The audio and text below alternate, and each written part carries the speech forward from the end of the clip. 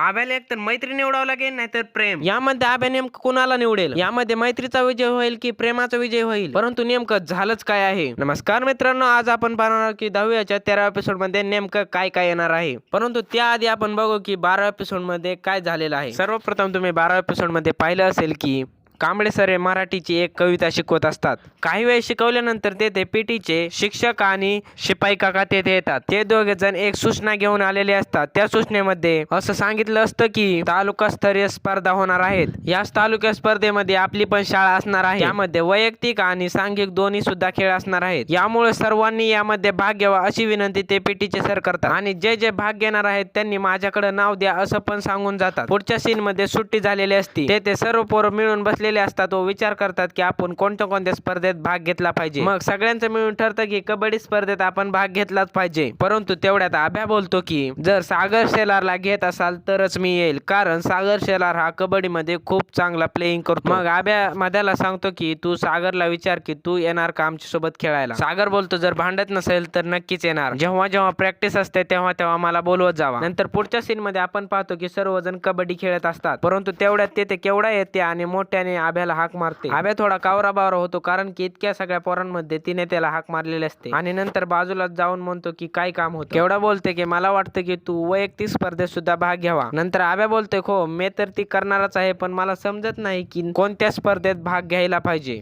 केवढा सांगते की तू वादविवादामध्ये भाग घे। मग नंतर आभ्या पण विचारतो की तू कुठल्या स्पर्धेत भाग घेणार आहे, तर ती सांगते की मी रांगोळी स्पर्धेत भाग घेणार आहे। वादविवादाच्या स्पर्धेच्या सरावासाठी आभ्या रेशमाची मदत घेतो। आभ्याला तिथे कळते की रेशमा ही रांगोळी स्पर्धेत भाग घेणार आहे, परंतु तो हटकून रेशमाला लांब उडीमध्ये भाग घ्यायला सांगतो। नंतर डायरेक्ट आपल्याला दुसऱ्या दिवसाचा सीन दाखवला जातो। त्यामध्ये सर्वजण नावे देत असतात पीटीच्या सरांकडे की मी या स्पर्धेत भाग घेणार आहे म्हणून। तेव्हा रेशमाला कळतं की केवढा सुद्धा रांगोळी स्पर्धेत भाग घेणार होती। मग तिच्या लगेच डोक्यात क्लिक होतं की आभ्याने आपल्यासोबत धोका केलेला आहे, हटकून आपल्याला लांब उडी स्पर्धेत भाग घ्यायला लावलेला आहे। याच रागारागामध्ये ती आपल्या स्पर्धेतूनच नाव काढून टाकते। परंतु आभ्या तिला कसं तरी समजवतो आणि म्हणतो की काय गोष्ट झालेली आहे ते मी तुला समजवतो, पण आता तू नाव दे। ती तिच्या रागावर कंट्रोल करते आणि आपलं पुन्हा नाव यादीत देते। नंतर शेवटच्या सीन मध्ये आपण पाहतो की रेशमा आणि आभ्या एका डोंगरावर भेटतात। तिथं आभ्या कबूल करतो की मी हे सर्व केवढ्यासाठी केलं।